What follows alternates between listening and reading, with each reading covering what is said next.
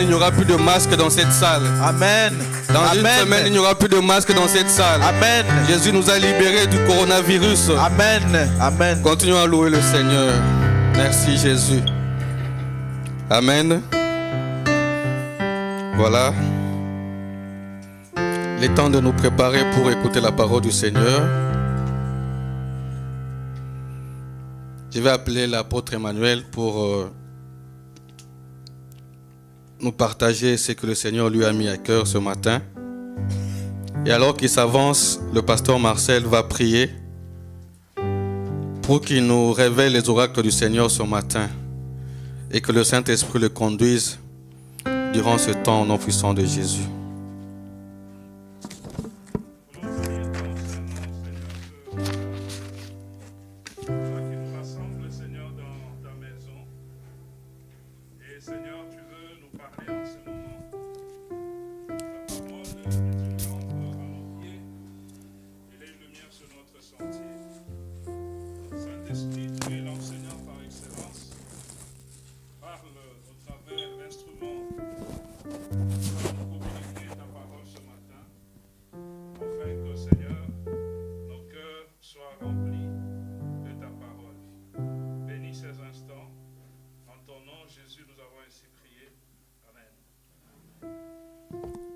Amen. Nous acclamons les Seigneurs. Acclamons les Seigneurs. Nous sommes dans la joie une fois de plus de nous tenir devant l'Assemblée du Seigneur pour apporter la parole des dieux. Que le nom du Seigneur soit béni pour cette grâce, pour cette opportunité. Et nos remerciements s'adressent également particulièrement à nos pasteurs, le pasteur Jonathan Mpassi, qui n'est pas là parmi nous, et le pasteur Marcel, et le conseil de l'Église. Que le Seigneur bénisse tout le monde pour cette marque de confiance. Amen.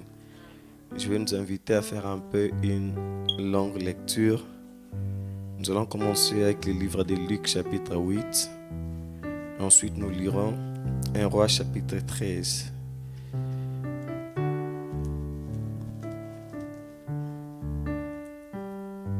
Je commence avec Luc chapitre 8. Je commencerai du premier verset jusqu'au verset 15. Nous lisons la parole au nom de Jésus. Luc 8, 1 à 15. Ensuite, Jésus allait de ville en ville et de village en village prêchant et annonçant la bonne nouvelle du royaume des dieux. Les 12 disciples du Seigneur étaient avec lui et quelques femmes qui avaient été guéries d'esprits malins et de maladies. Marie, celle de Magdala, laquelle était sortie 7 démons, Jeanne, femme de Chouza, intendant d'Hérode, Suzanne et plusieurs autres qui l'assistaient de leur bien. Parce que c'était la coutume des disciples d'assister le Seigneur. Une grande foule s'étant assemblée et des gens étant venus de diverses villes auprès de lui, il dit cette parabole. Un semeur sortit pour s'aimer sa sémence. Comme il s'aimait, une partie de la sémence tomba le long du chemin. Elle fut foulée aux pieds, les oiseaux du ciel la mangèrent. Une autre partie tomba sur le roc. Quand elle fut levée, elle sécha parce qu'elle n'avait point d'humidité. Une autre partie tomba au milieu des épines. Les épines crurent avec elle et l'étouffèrent. Une autre partie tomba dans la bonne terre. Quand elle fut levée, elle donna du fruit au centuple. Après avoir ainsi parlé, Jésus dit à haute voix que celui qui a des oreilles pour entendre, entende. Ses disciples lui demandèrent ce qui signifie cette parabole. Il répondit, il vous a été donné de connaître les mystères du royaume des dieux, mais pour les autres, cela leur est dit en parabole, afin qu'en voyant, ils ne voient point, et qu'en entendant, qu'ils ne comprennent point. 11. Voici ce qui signifie cette parabole. La sémence, c'est la parole de Dieu, c'est-à-dire les saluts éternels. Ceux qui sont le long du chemin, ce sont ceux qui entendent, puis le diable vient, enlève de leur cœur la parole, de peur qu'ils ne croient et soient sauvés. Ceux qui sont sur le roc, ce sont ceux qui, lorsqu'ils entendent la parole, la reçoivent avec joie, mais ils n'ont point de racines. Ils croient pour un temps et ils succombent au moment de la tentation. Ce qui est tombé parmi les épines, ce sont ceux qui ayant entendu la parole, s'en vont et la laissent étouffer par les soucis, les richesses et les plaisirs de la vie. Ils ne portent point de fruits qui viennent en maturité. 15. Ce qui est tombé dans la bonne terre, ce sont ceux qui, ayant entendu la parole, avec un cœur honnête, bon, la retiennent et portent du fruit avec persévérance. Amen. Je clôturerai avec 1 Roi chapitre 13. Je lirai juste les premiers versets. Je parlerai du reste pendant ma prédication. 1 Roi 13, 1. Voici un homme de Dieu arriva de Juda à Bethel par la parole de l'Éternel. C'est ce qui m'intéresse, c'est cette première partie, par la parole de l'Éternel. Pendant que Jéroboam était là pour offrir les parfums, il y avait un homme de Dieu qui s'est déplacé par la parole de l'Éternel. Amen. Parole du Seigneur. La place de la parole dans la croissance de l'Église. Pendant que l'homme de Dieu a présenté la vision pour cette année 2022, il avait proposé pas mal de sous-thèmes et j'ai préféré commencer avec la parole, la place de la parole dans la croissance d'une Église. Nous allons remarquer que c'est déjà un thème très vaste à aborder de différentes manières, mais il y a une chose que l'Église ne doit pas oublier, et que si aujourd'hui nous existons, c'est à cause de la parole. La Bible dit au commencement était la parole était avec Dieu et la parole était Dieu. C'est-à-dire le Seigneur a commencé à créer avec la parole existait déjà depuis le commencement. La création, que ce soit le ciel ou la terre, ils sont fondés par ce que nous appelons la parole du Seigneur. La parole est un élément capital et central qui a fait à ce que nous puissions être une église. Pendant que l'homme s'était égaré de la présence de Dieu, on cherchait des solutions à gauche et à droite pour ramener l'homme dans la présence du Seigneur.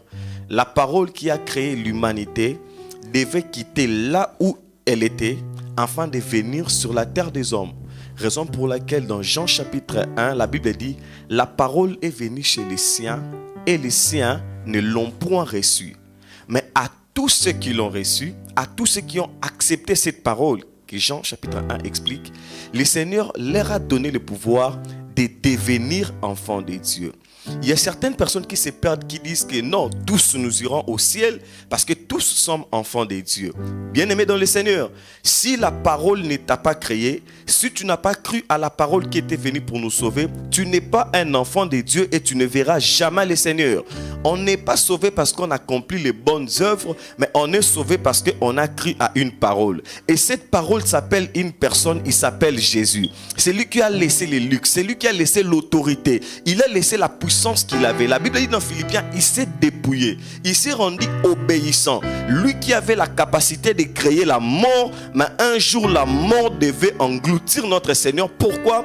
Parce qu'il avait une mission de sauver l'Église.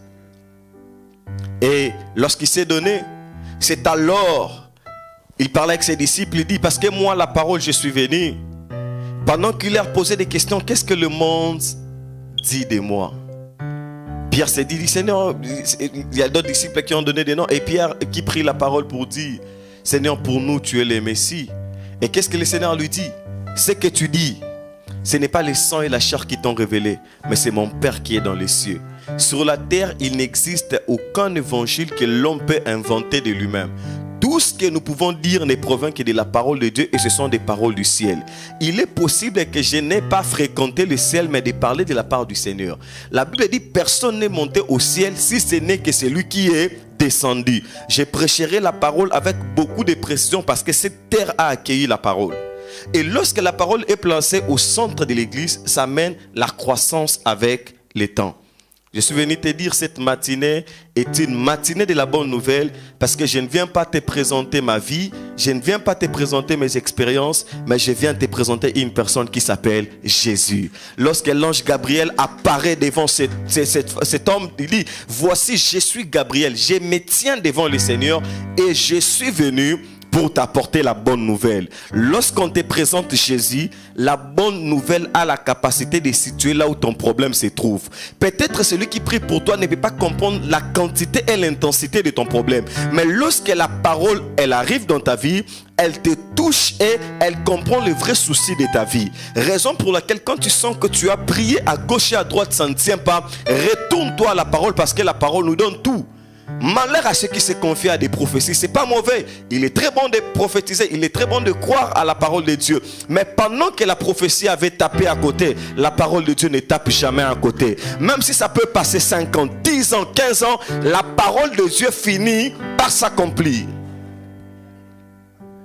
Dans 2 Pierre chapitre 3, le verset 18, notre texte de l'année, ici, l'apôtre nous réconforte de grandir dans 2 choses. Il dit, il nous conseille de croître dans la grâce et dans la connaissance du Seigneur Jésus.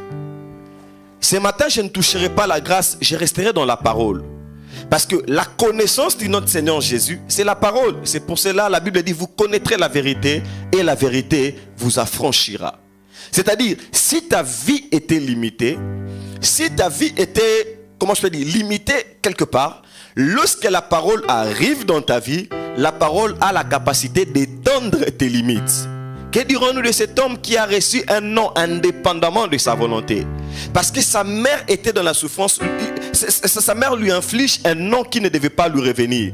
Et il se retrouve avec un nom qu'il portait, non pas parce qu'il voulait, mais parce que la mère était dans la souffrance. Et le jour où il avait compris, il dit, Seigneur, si tu écoutes ma prière et que tu étends des limites, à un certain moment, attache-toi à la parole de Dieu pour essayer un peu d'étendre tes limites. Mais pour le faire, il faut avoir la connaissance du Seigneur Jésus-Christ.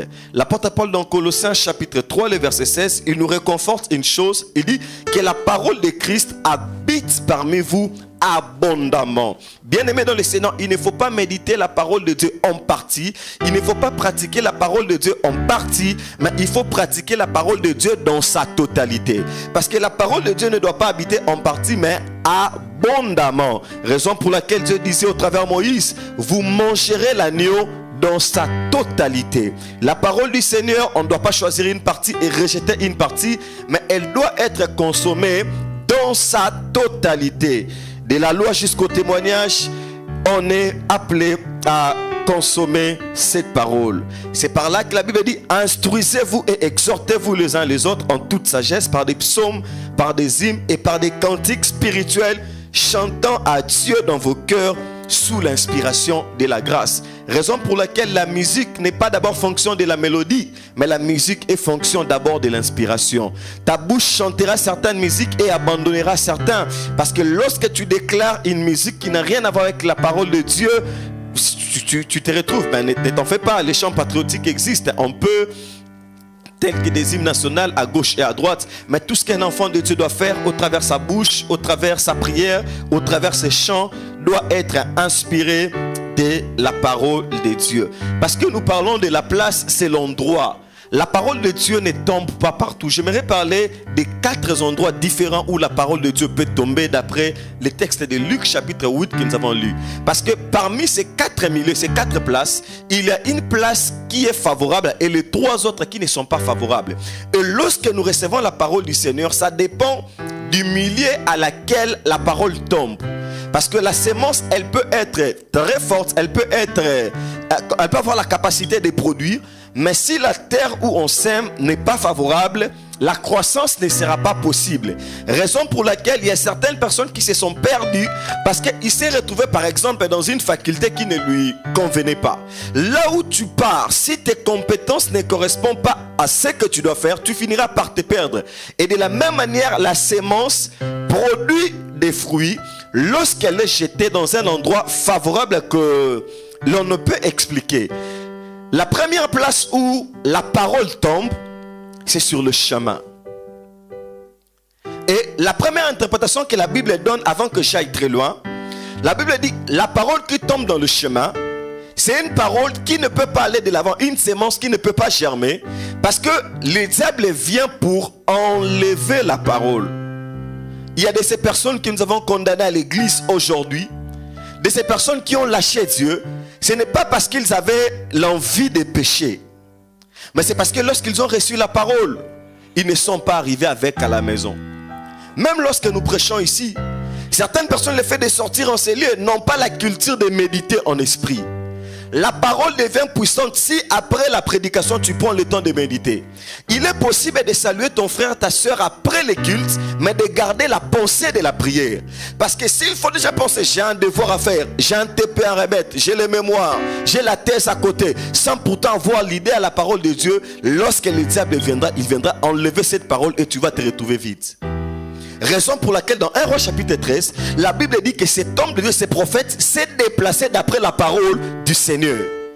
Lorsque le Seigneur te donne des orientations, il faut évoluer d'après la parole. Mais qu'est-ce que tu vas rencontrer sur le chemin? Parce que ici, c'est une parole qui tombe sur le chemin. Bien-aimé dans le Seigneur, la parole que le Seigneur te confère, tu dois la garder dans ton corps et non sur le chemin. Le chemin, c'est quoi? C'est l'image de ce que nous rencontrons. L'espace qui se trouve entre la parole de Dieu et peut-être l'accomplissement. Ce prophète qui arrive d'après la parole de Dieu, il accomplit un miracle sous le règne de Jéroboam. La Bible dit que la main de Jéroboam était séchée parce qu'il avait défié Dieu. Le prophète a prié et la main du Seigneur a agi. Et de l'autre côté, la main de Jéroboam n'était plus séchée. Lorsque les gens de la ville ont appris ce miracle, il y avait un vieux prophète qui habitait dans la ville.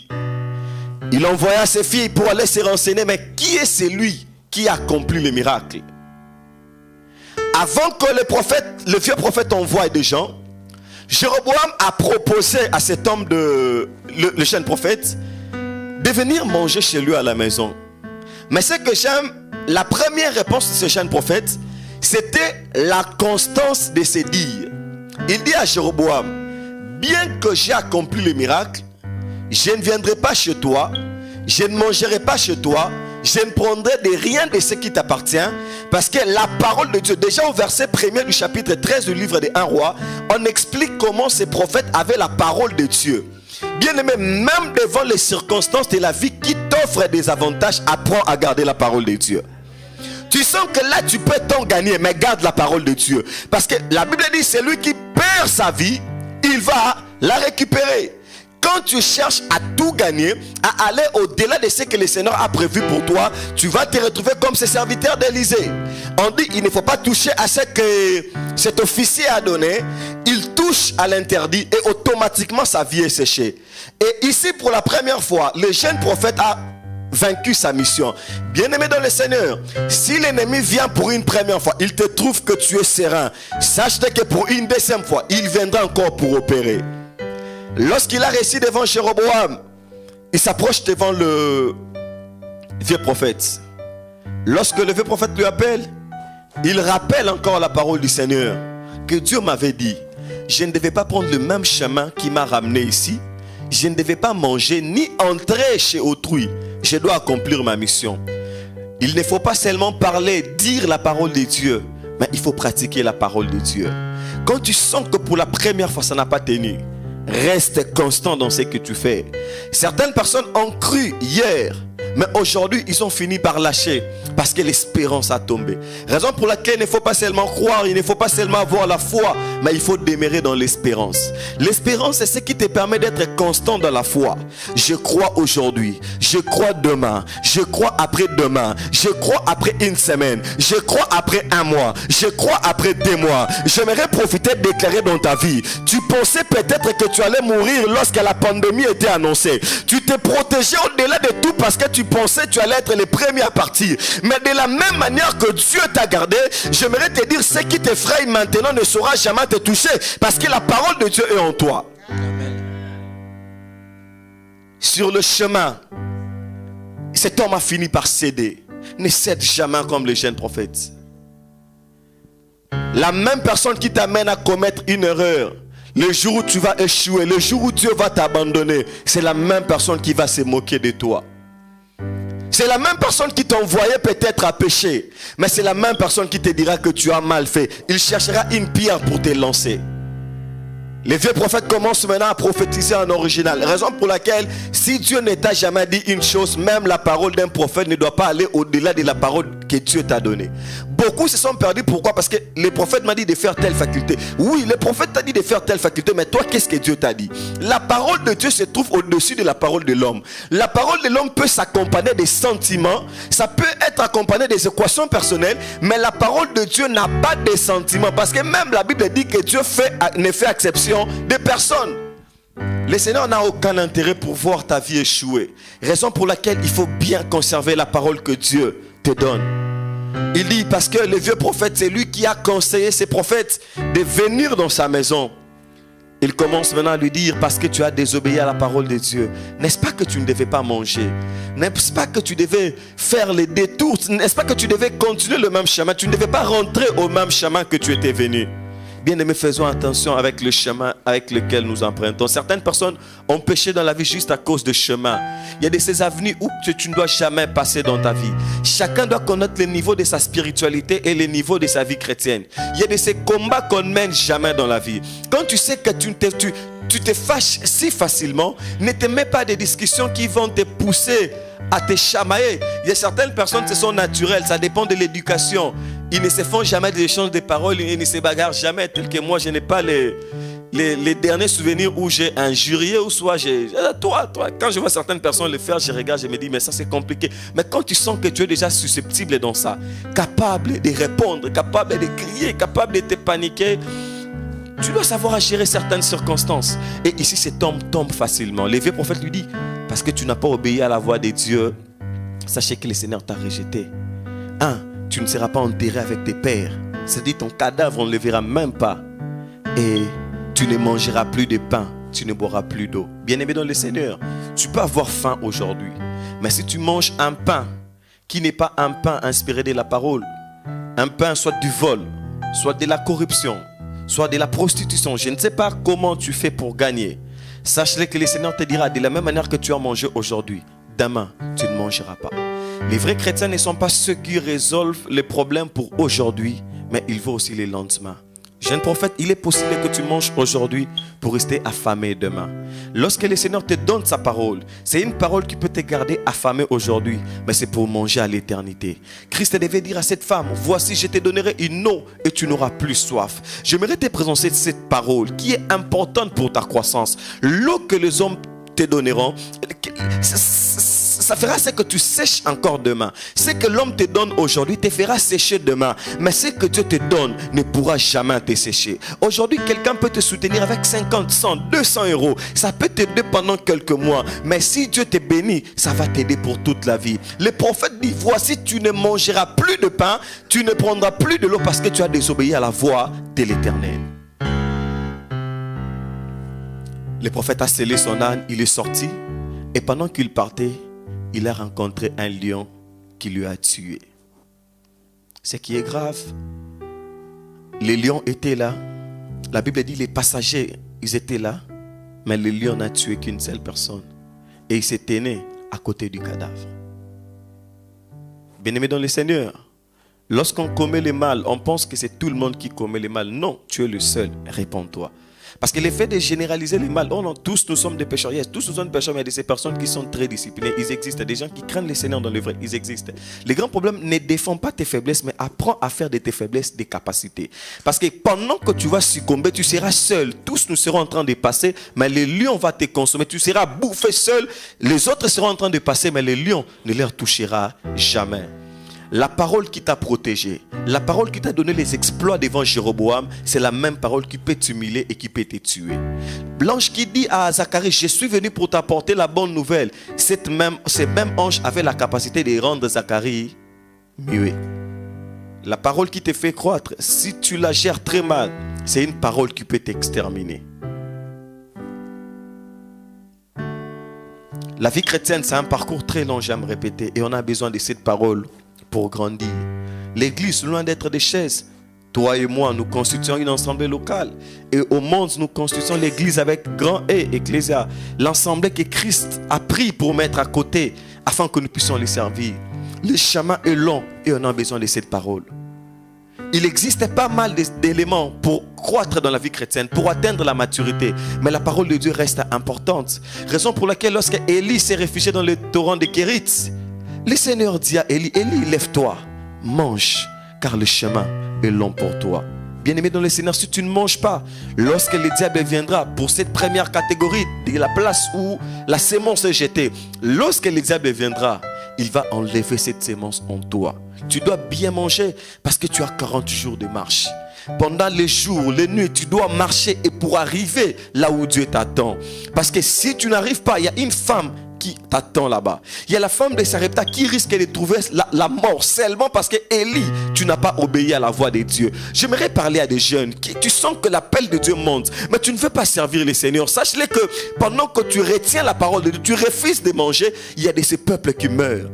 Les potes de ton auditoire, de ta classe, du boulot là où tu travailles, ils ne connaissent jamais Jésus. Mais pendant que ta vie n'est pas encore les reflets de la parole, ces personnes ne seront jamais gagnées. Et j'aimerais insister. Élie, comprends l'importance de la parole de Dieu parce que la femme de Sarepta t'attend.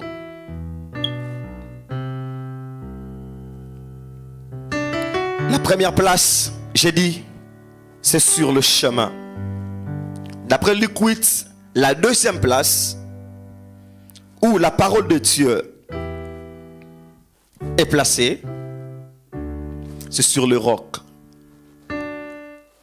Ici, nous sentons qu'il n'y a pas de racines. Ça peut croître à un moment et succomber après. À l'église, il y a certaines personnes qui ont grandi à un moment et ils ont accepté de ne plus grandir juste pour eux-mêmes. Parce que la croissance, il y a certaines personnes qui ne grandissent pas au sein de l'église. Ce n'est pas parce que Dieu ne veut pas qu'ils grandissent, mais c'est parce qu'eux-mêmes, ils ne veulent pas grandir.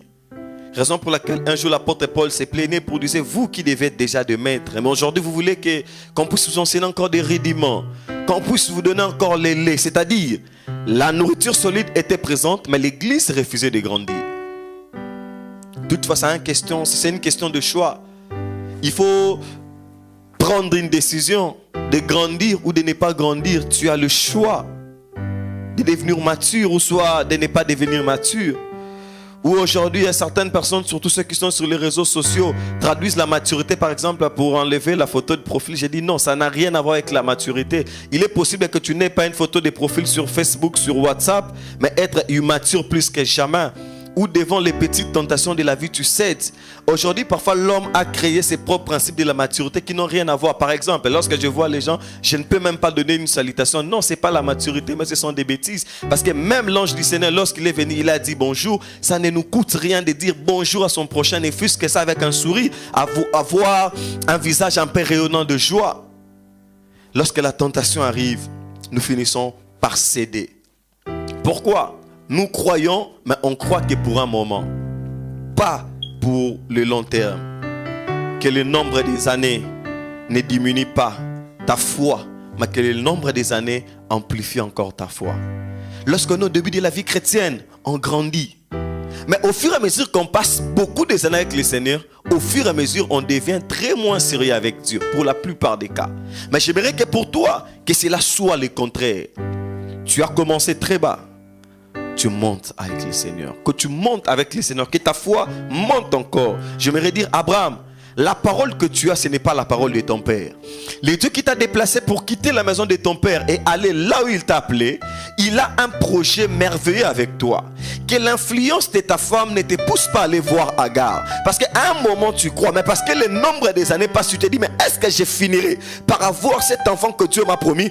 Tant mieux pécher, tant mieux aller en dehors de la volonté de Dieu. Bien aimé dans le Seigneur, le nombre des années que nous serons en train de passer, malgré la souffrance, malgré que les choses ne seront pas en train d'avancer, nous resterons chrétiens et nous serons en train de croire. Raison pour laquelle ta vie ne doit pas être une terre de rocs, parce que lorsque la sémence tombe, ça ne tient pas. Il y a des personnes qui ont des cœurs très durs. C'est pour cela que Jésus disait, voici il arrivera un temps où je vous donnerai des cœurs de chair. Lorsque tu as un cœur dur comme une pierre, lorsque la parole de Dieu entre, tu la transfères pour tel frère, tu la transfères pour telle soeur, tu te dis c'est qu'on prêche, ça ne m'appartient pas, parce que moi j'ai déjà corrigé ceci, moi j'ai déjà corrigé cela. Ce sont des personnes qui ressemblent à cet homme riche qui montrait à Jésus ses qualités, qui montrait à Jésus ses capacités. Quand tu vois quelqu'un trop s'inventer sur sa vie, en train de crier qu'il est le seul qui craint le Seigneur. On te dira que Élie, tu n'es pas le seul. Il y a de ces prophètes, il y a de ces saints que Abdias a caché de l'autre côté, mais peut-être qu'ils ne se sont pas manifestés. Pendant que tu penses que tu es le seul, il y a de ces personnes parfois qui font mieux plus que toi. Parce que la crainte de Dieu, ce n'est pas une course devant les hommes. On n'est pas là pour prouver aux hommes ce que nous sommes. Mais c'est notre relation avec Dieu. On n'est pas là dans des apparences, mais on est dans ce que Dieu veut que nous puissions être. Parce qu'il n'y a que Dieu qui nous connaît, Dieu qui connaît nos forces, Dieu qui nous connaît nos faiblesses. C'est pour ça que quand je vois quelqu'un se plaigner, c'est-à-dire chercher à tuer l'autre à cause de ses faiblesses, je me dis, c'est lui-ci, il pense qu'il n'a pas de faiblesses. Et ce sont des personnes, lorsqu'ils commettent des bêtises, ils sont impardonnables. Tuons-les. Mais David oublie que c'était une bêtise qui provenait de lui-même lorsque les prophètes lui ont donné cet adage. Une telle personne mérite d'être écartée. Mais David, c'est toi. Lorsqu'il s'agit de l'autre, on ouvre les yeux pour très mal faire. Mais si c'est ton cas, si cela t'est révélé. Je connais un pasteur qui a chassé les gens au Congo chez moi au pays. Parce que c'est un couple, il préparait les mariages et quelques mois avant, la femme est tombée enceinte. Non, on a chassé un couple. Le deuxième couple, on a dit à partir de ça aujourd'hui, vous demandez pardon devant toute l'église. Le pasteur a envoyé sa fille en Afrique du Sud. Directement, plusieurs années passées, oh la fille du pasteur vient pour se marier. Ok, on était là, on s'est prêt pour le mariage. 4 mois, 5 mois après, l'enfant naît. Oh la fille du pasteur a mis au monde un nouveau-né prématuré, mais avec une très bonne santé d'un bébé de 9 mois. La Bible dit les injustes n'hériteront pas le royaume des cieux. Ce que tu fais avec les enfants d'autrui, on peut se faire avec tes propres. Je me dis maintenant, aujourd'hui, parce que c'est une erreur qui est arrivée. Si on suspendait, on grondait, on faisait, parce que c'était des chantres, on dit à partir de je vais vous chanter pour un moment. Ça allait faire quoi? N'est-ce pas que Christ est venu pour que ces gens qui l'église n'est pas un lieu composé de saints. On doit nous détromper. On doit recevoir toute catégorie de personnes. Des gens qui se droguent, des gens qui mènent une mauvaise vie. Parce que c'est ici, c'est lorsqu'on reçoit la parole. Et la parole, c'est une procédure. La maturité, c'est pas quelque chose d'une journée. C'est une procédure. Ça commence aux choses. On ne grandit pas tous les mêmes jours. Si c'était le cas que les enfants qui naissent aujourd'hui, que des Salomé deviennent des Yaya aujourd'hui, ce n'est pas le cas. Est-ce que la nature ne peut pas nous enseigner que ça prend beaucoup d'années pour grandir? Mais toi, tu veux que tout le monde ait ta foi à l'église, mais non. Parce que quelqu'un n'est pas venu une journée, un dimanche sur... Il vient 2 dimanches sur 2. Non, non, tu es un païen. Non, il n'est pas un païen. Vous n'avez pas un même niveau de foi. Vous n'avez pas cru le même jour. Et il faut soutenir des personnes pour aller de l'avant. Les fils, 5 mois après, mais je me suis dit, mais on a chassé tel frère. Hier, je parlais, je pense que c'était avec le frère Regan, il y a la femme de l'autre pasteur qui m'a appelé, m'a dit, tu sais, j'ai reçu les couples qu'on avait chassés aujourd'hui, ils se sont mariés. Je me dis, waouh, gloire au Seigneur. Parce que quand on les chasse, c'est pour aller continuer de pécher. L'église a besoin de personnes pareilles. Prenez-les. J'ai dit, maman, que Dieu vous bénisse. Il dit, pendant que je mettais un peu ma perruque, on disait que ceux qui mettent des mèches, ils pêchent. J'ai dit, maman, le Seigneur n'a rien à voir avec tout ça. Parce que, vous allez voir, même ce qui n'est pas maturité, on les traduit en maturité. Parce que, permettez-moi, je vais le dire, je ne suis pas pour toucher la doctrine, mais ce sont peut-être des personnes qui disent, lorsqu'il faut mettre tel vêtement, c'est un péché. Tel vêtement, c'est pour des hommes. Tel vêtement, c'est pour des femmes. Or, la parole du Seigneur, surtout la Bible que nous utilisons, très culturelle au contexte juif. Et une personne m'a dit, mais non, pourquoi il faut mettre telle tenue? J'ai dit, la femme qui coulait le sang touchait les pans du pantalon de Jésus. Non, de la robe de Jésus. La robe, c'est l'habit de l'homme ou de la femme. On doit cesser certaines discussions qui ne peuvent pas construire. Là, on a beaucoup de choses à prêcher. Enlever le mal, aller à gauche et à droite, dire que tel vêtement.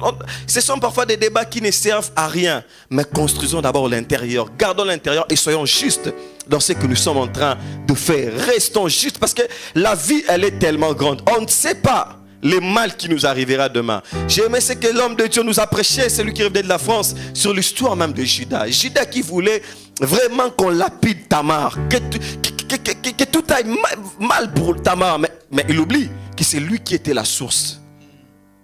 Telle personne s'est prostituée, mais pourquoi? On a maintenant des prostituées à l'église, mais tu gagnes un peu plus que eux. Est-ce que tu as déjà pensé de voir tel frère, telle soeur? Surtout pendant le temps, ça n'allait pas. Avec le temps de confinement, d'essayer un peu de lui soutenir avec un petit rien. Mais tu seras les premiers à dire, suspendez-les. Une église qui veut voir des gens échouer. Une église pareille ne grandit pas. Raison pour laquelle j'aime ces passages des Actes, que j'aime souvent citer, où la Bible dit, voici pendant ces temps, l'église était en paix dans toute la Judée. Parce que ce sont des choses où quand ça commence, l'église n'est pas en paix. Maintenant, c'est une compétition. Lorsqu'on a chassé les frères à 5, c'est lui qui avait une grossesse d'ailleurs qu'on n'avait pas vue, qui est au début. Et le couple qui met au monde un enfant de 4 mois et 5 semaines, 4 mois et demi, je veux dire des semaines, c'est un miracle de Dieu. Nous nous trompons nous-mêmes. On est parfois si méchants. Si méchants. Hier, nous étions quelques jeunes réunis. On s'est dit, j'ai dit, écoutez une prédication. Un homme de Dieu disait que si tu as triché, prends ton diplôme, va remettre et refaire les études. Je me dis, est-ce qu'on peut faire un parcours de l'école primaire jusqu'à l'université sans être tenté par la tricherie?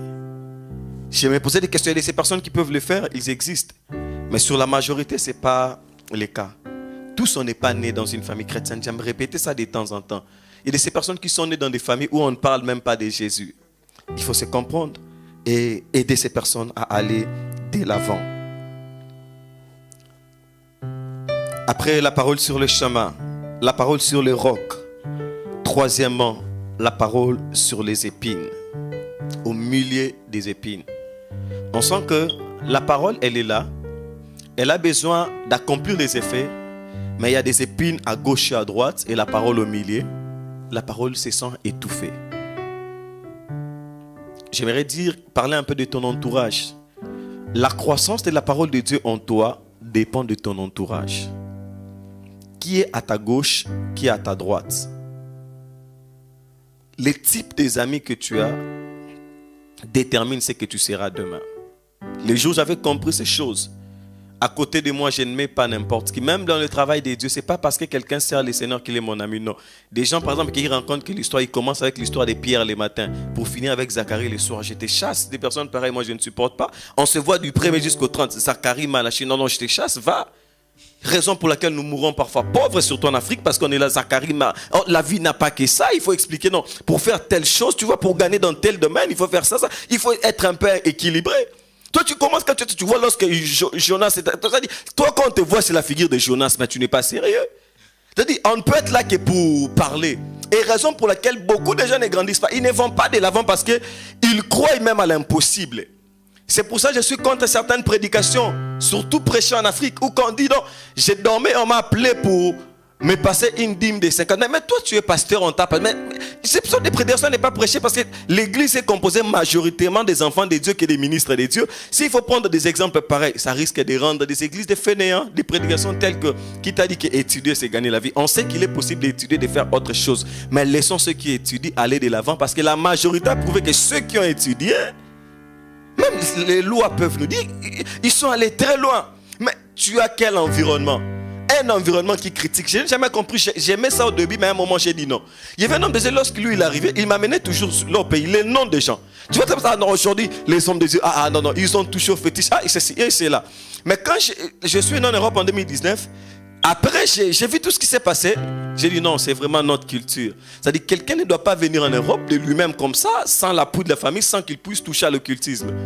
Donc, il y a ces gens qui croient à n'importe quoi. Et quand tu es entouré avec des personnes pareilles, tu n'iras jamais de l'avant. Il y a des amis, des potes qui ont 2, 3, 4 femmes, 5, 6 hommes. Mais c'est ce que ta vie sera demain. Tu as la parole, mais tu te sens étouffé. Parce que des personnes avec qui tu marches, ça ne tient pas. C'est pour cela, moi, je pouvais dire que 2 personnes ne peuvent jamais marcher ensemble sans pourtant qu'ils ne s'attendent. La parole de Dieu ne marche jamais ensemble avec les péchés, avec les mal. Non, il faut que une chose aille au-dessus de l'autre. Ça étouffe. La parole de Dieu par les soucis de la vie, je disais, les richesses et les plaisirs de la vie, ils ne portent pas de fruits qui viennent en maturité. Lorsque la parole tombe sur les épines, on voit les soucis de la vie. Vous savez, certaines personnes au nom du boulot, ils peuvent laisser Dieu pour un certain moment. Il n'est pris plus, ça lui dit absolument rien. À la maison, c'est toujours, on est fatigué. Je me dis même, on peut pas prier en esprit. Tu sens que tu es fatigué, ta bouche ne peut pas parler. Mais mets-toi, parle avec Dieu. Tu n'as pas nécessairement besoin de parler ou de crier. Parce qu'avec le contexte, surtout de l'Europe, on est occupé du matin jusqu'au soir. Si tu ne sais pas comment organiser tes moments de prière, surtout en esprit, les temps, les trajets que tu fais entre la maison et là où tu dois prendre le train, si tu es incapable de prier, tu ne seras pas fort spirituellement. Il y a des moments où tu dois te réveiller le matin, aller jobber, mais les temps où tu vas prendre le temps de prier, mets tes casques et prie le Seigneur. Et surtout, nous sommes dans une très bonne culture. On ne se salue pas généralement à la rue pour parler pendant 1 heure, 2 heures. Parce qu'en Afrique, quand tu rencontres quelqu'un, il peut te prendre 30 minutes seulement pour te dire, tu vois, c'était. Ici, tu peux bien prier, tu es seul en train de marcher. développe des moments, profite des week-ends, profite des moments où tu penses que tu peux prier. Parce que ta vie dépend de ça. Je l'ai dit le vendredi, pendant que nous étions à la nuit des prières, dans la vie, même si tu as tout, il y a une chose qui va te pousser à chercher le Seigneur. Même quand tu penses que tu as tout reçu, tu as signé des contrats à gauche, à droite, tu as beaucoup d'argent, Naaman, tu es riche, mais il y a une chose qui va te retenir, c'est la lèpre. N'attends pas une maladie pour devenir sérieux devant Dieu. N'attends pas peut-être que les cancers pour prier Dieu, mais que la parole de Dieu habite abondamment en toi. Lorsque la maladie arrivera, même les médecins ne sauront même pas détecter. Tu auras la solution et la guérison sans pourtant savoir même que tu étais malade. Si la parole de Dieu ne coopère pas avec le péché, la parole de Dieu ne coopère pas aussi avec la maladie. Parce que la Bible dit, c'est par ces meurtrissures que nous sommes guéris. Il est venu sur la terre afin de diminuer la capacité, de diminuer la force de la maladie. Et quand la parole de Dieu arrive, elle libère la maladie. Raison pour laquelle cette personne, il est mort, mais il n'était pas malade, il est parti. Mais il doit partir parce que la maladie, la Bible, elle les résout. Ce n'est pas tout le monde qui meurt avec la maladie. On meurt parce que Dieu accepte que nous puissions aller. Mais si c'est seulement au nom de la maladie, la Bible nous donne des situations où on peut être sauvé. Il y a ces moments où la parole permet aussi que nous puissions partir sans qu'il y ait des efforts à gauche et à droite. Et le dernier milieu, qui est la bonne terre. La quatrième place qui est la bonne terre. Après le chemin, les rocs, au milieu des épines. 4, la bonne terre. C'est là que se trouve la croissance. Une terre où, lorsque tu jettes ta sémence, ça produit des effets. Il est important, Église, que nous puissions comprendre cela, que nos vies doivent être de bonnes terres, afin que nous puissions recevoir la sémence du Seigneur. D'autres personnes se disent, moi je n'irai jamais en enfer, parce que tous on est créatures de Dieu. Satan était aussi une créature du Seigneur. Lorsque tu n'arranges pas ton cœur, ta vie pour être une bonne terre qui reçoit la parole, si le Seigneur a rejeté sa créature qui est Satan, il peut aussi te rejeter. Parce que la parole nous dit, on devient enfant de Dieu. C'est-à-dire, tu peux ou ne pas devenir, c'est un choix. Il nous laisse le choix d'adopter cette parole ou soit de ne pas adopter. Après, tout ce qu'on a à faire comme des exploits, j'aimerais que nous puissions garder cette parole comme Paul a gardé. Les jeunes prophètes, on pouvait copier la première partie de sa vie quand il disait non à cet homme de Jéroboam. Mais on ne peut pas copier la fin de sa vie parce qu'il n'a pas eu une bonne fin. La fin que j'aime, c'est la fin de l'apôtre Paul. Au soir de sa vie, il dit, pour moi, je sers déjà des libations. J'ai combattu le bon combat, j'ai achevé la course et la couronne de justice m'est réservée. Il dit, le Seigneur le donnera non seulement à moi, mais à tous ceux qui auront aimé son avènement. Sois une bonne terre capable de recevoir la parole, capable de comprendre, de garder la parole jusqu'au soir de ta vie. Même quand tu seras faible, reste enfant de Dieu. Même lorsque tu auras tout de la vie, reste enfant de Dieu. Soyez comme ces disciples du temps de l'église primitive, où pendant que les apôtres prêchaient, la Bible dit, après avoir entendu ces discours, ils eurent des cœurs vivement touchés. S'il faut se poser des questions, c'était quel type de discours? Quel est le discours qu'un homme peut donner afin que 3000 personnes aient les cœurs touchés? Les micros, je ne crois pas qu'il y en avait. Il parlait comment? Je ne sais pas. Parce que parfois, Christ est allé dans des barques pour profiter des échos de la mer et le vent pour que sa voix aille un peu très loin. Mais quand Pierre a prêché après la chambre haute, c'était comment? Mais ces hommes eurent des cœurs vivement touchés.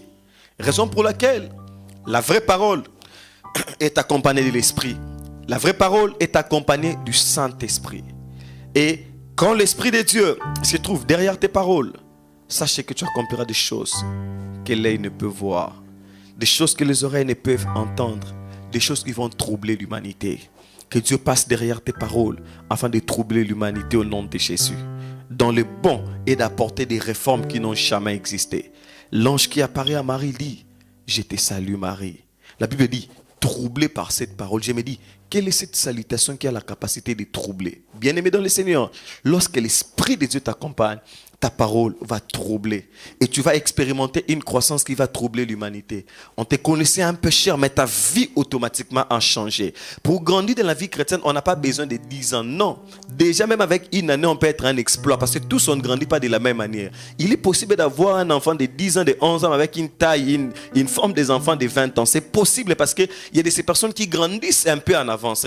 Il est possible de voir un enfant de 16, 17 ans qui a déjà un master. Tout dépend de ta manière de grandir. On n'est pas tous appelés. Raison pour laquelle quand on est trop humain, on commet trop de bêtises. Mais lorsqu'on est très spirituel, on arrive à faire des choses que l'humanité ne peut comprendre. Ce que je n'ai jamais compris, à l'âge de 18 ans, mon pasteur a fait de moi le président des jeunes. On a bâti une église pour la première fois quand j'ai bâti avec lui.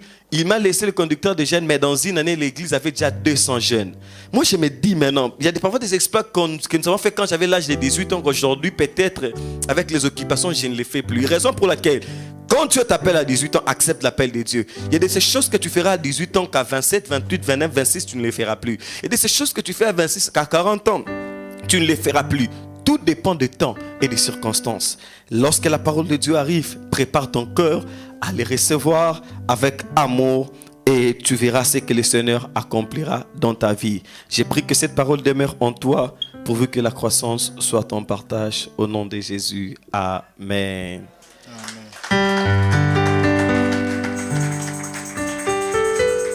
Oui, prends tout, Seigneur. Chandala Baba Bossé.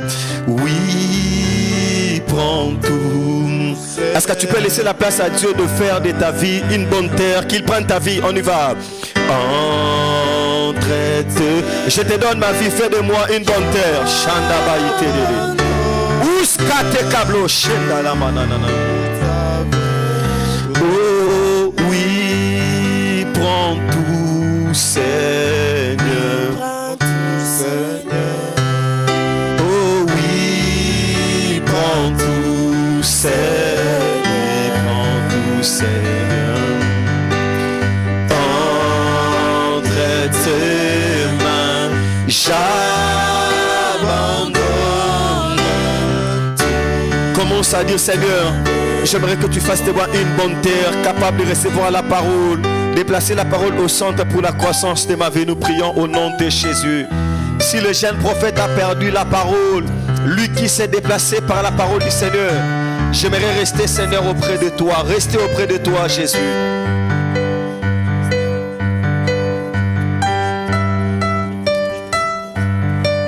Seigneur, j'aimerais rester auprès de toi.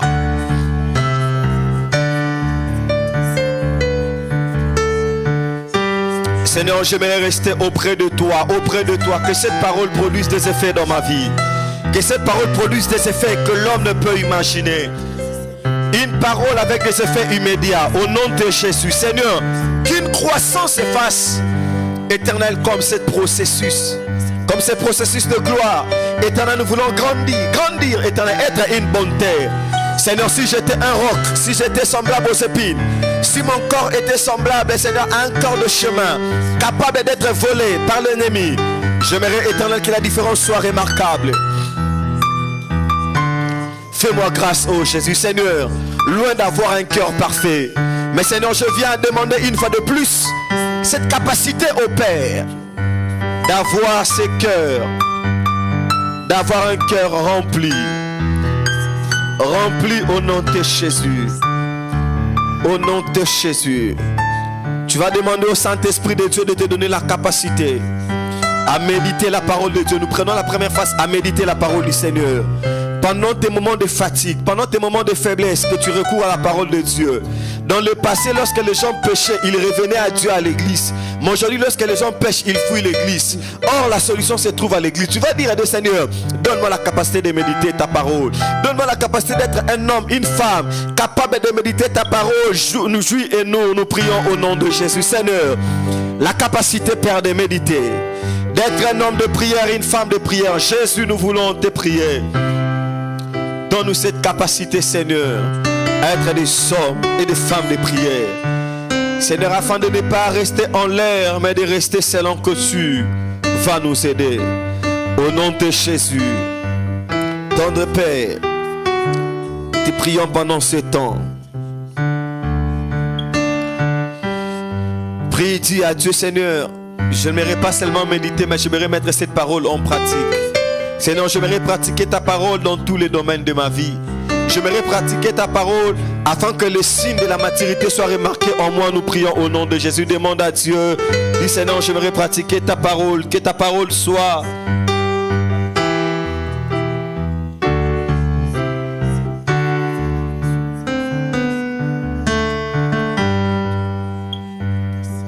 Seigneur, pratiquer ta parole. Nous voulons pratiquer ta parole, Seigneur. Seigneur, nous voulons pratiquer ta parole, être des pratiquants. De ne pas dire aux vieux prophètes que Dieu m'avait dit, mais de dire aux vieux prophètes et d'accomplir cette action de ne pas aller dans sa maison. Car là se trouve la mort. Car là se trouvent des choses que l'on peut imaginer. Des choses que l'on peut imaginer. Que Dieu restaure ta vie de prière. C'est la prière que tu vas faire maintenant. Toi qui n'avais plus une vie de prière permanente, que le Seigneur restaure ta vie de prière. Parle dans ton cœur, demande à Dieu de restaurer cette vie de prière, que tu sois un homme de prière. Que le froid ne t'empêche pas à prier. Que la pandémie ne t'empêche pas à prier. Que la situation du monde ne t'empêche pas, éternellement Dieu.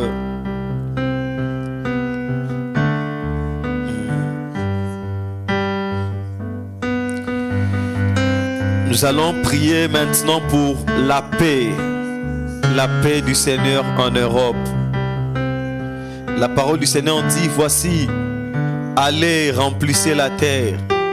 Pendant que la pensée de Dieu était que la terre soit remplie, il y a des hommes qui se battent avec des stratégies à gauche et à droite pour diminuer. Nous allons dire à Dieu, Seigneur, nous voulons que ta main mette la paix. Seigneur, que tu t'élèves avec des solutions qu'il faut pour que nous puissions expérimenter la paix. Nous prions au nom de Jésus. Seigneur, ta paix. Nous voulons vivre ta paix au nom de Jésus. Nous voulons vivre ta paix.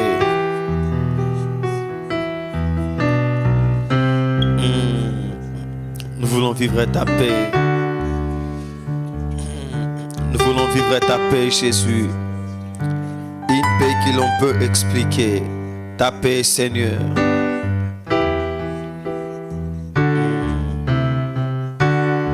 Ta paix, ô Seigneur. Une paix que l'humanité ne peut comprendre. Fais-nous grâce.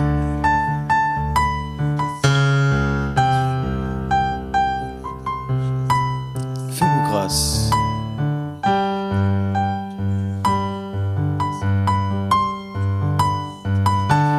Pendant ce temps, nous allons rester calmes. Chacun de nous laissera le temps à Dieu de travailler son cœur. Si ce matin, ta façon de recevoir la parole de Dieu peut changer, ça sera une très bonne chose. N'est-ce pas que tu choisissais des prédications, que ça me va, ça ne me va pas, ça j'aime, ça je n'aime pas, parce que tu avais tes intérêts qui étaient liés à ce que tu ne voulais pas abandonner. Seigneur, travaille dans un cœur. Le travail que le Seigneur accomplit maintenant, après ta sortie en ces lieux, tu vas remarquer des changements importants. Des changements importants dans tout ce que tu seras en train de faire. Laisse la place à Dieu. Ramène ton esprit devant ces dieux. Ramène ton esprit devant les seigneurs. Approche-toi près de ces dieux. Approche-toi près de lui afin de dire, Seigneur, voici mon cœur est là devant toi. J'abandonne mon cœur entre tes mains. Que tu changes. Il dit, voici, j'ôterai les cœurs de pierre et je vous donnerai ces cœurs de chair. Et lorsque le cœur de chair arrive, c'est un cœur réceptif à la parole. Seigneur, nous voulons recevoir la parole avec honneur et vivre les changements.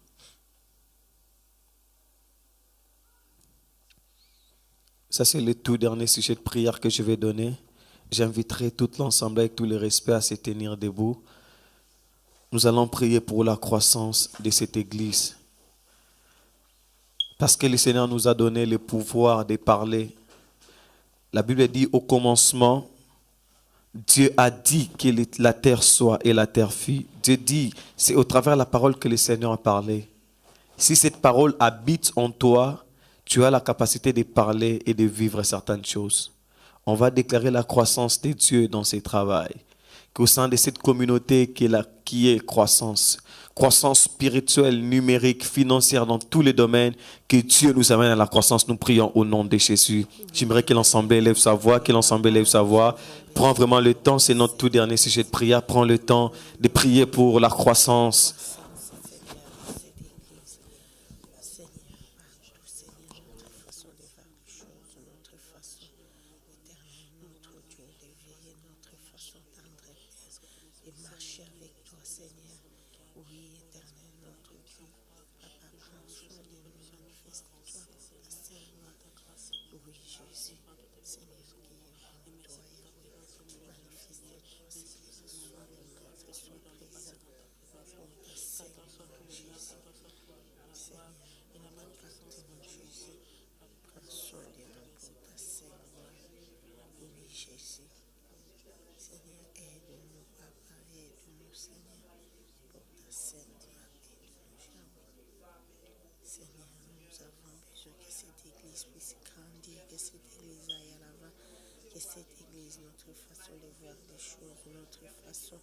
Seigneur, de te servir, éternel notre Dieu.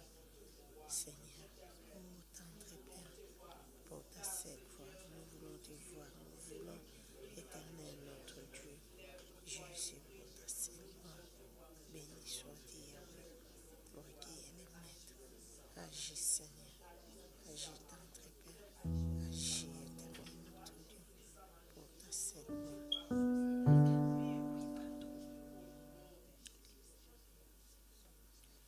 Oui, prends tout, Seigneur.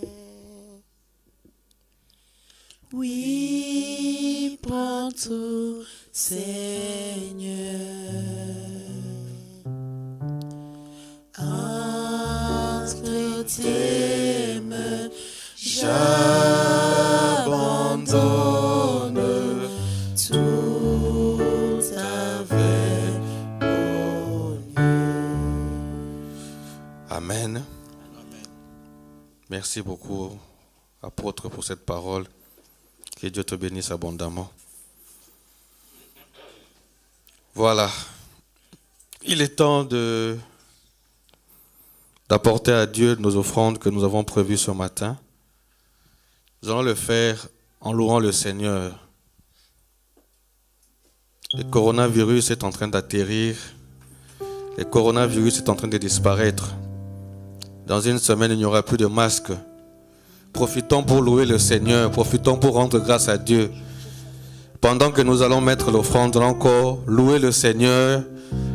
Louer vraiment le Seigneur pour le message que nous avons écouté, pour tout ce qu'il a fait pour nous aujourd'hui. Continuons à louer le Seigneur. Si la chorale peut nous aider.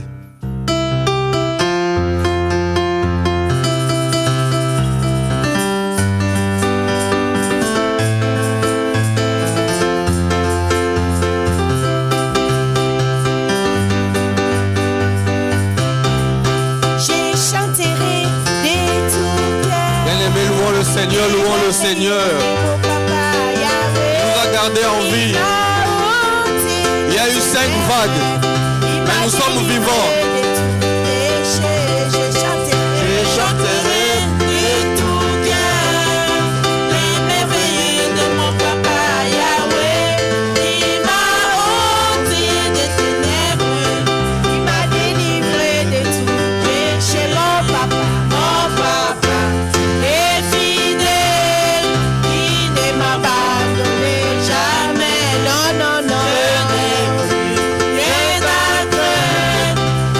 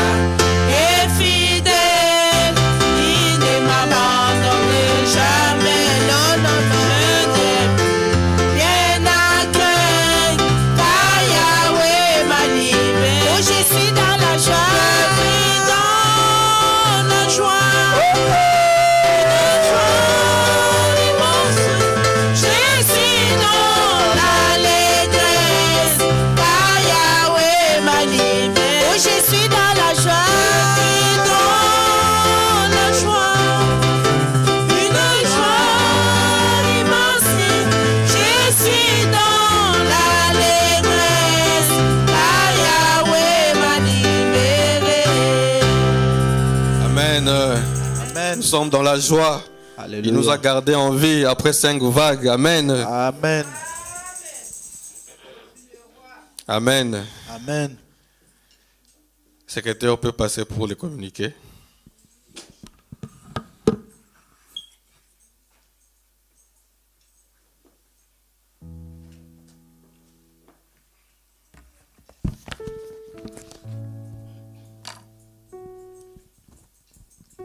Shalom, peuple du Seigneur.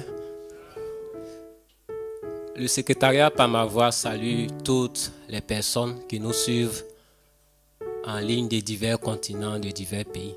Que le Seigneur puisse vous bénir. Nous saluons aussi le peuple en présentiel. Que le Seigneur puisse nous bénir. Nous souhaitons savoir s'il y a de nouvelles personnes avec nous ce matin. Si tu es en ligne, que tu es une nouvelle personne, que le Seigneur puisse te bénir et te souhaitons la bienvenue en ligne. Chapitre anniversaire. Bamba Josué a célébré son anniversaire le 4 mars, si j'ai bien écrit. J'aimerais savoir s'il y a d'autres personnes qui ont célébré leur anniversaire aussi. Ok. Donc ma liste est à jour alors. Si tu es en ligne aussi, que tu as célébré ton anniversaire, te souhaitons joyeux anniversaire. Malheureusement, Josué n'est pas là aujourd'hui. On va chanter. Ok. Là, je danse un peu en même temps. Joyeux anniversaire. Joyeux anniversaire. Joyeux anniversaire. Josué. Joyeux anniversaire. Et que Dieu les bénisse. Et que Dieu les bénisse. Et que Dieu les bénisse. Et que Dieu les bénisse. Et que Dieu les soit fidèle à Jésus. Soit fidèle à Jésus. Sois fidèle à Jésus. Sois fidèle à Jésus. Sois fidèle à Jésus.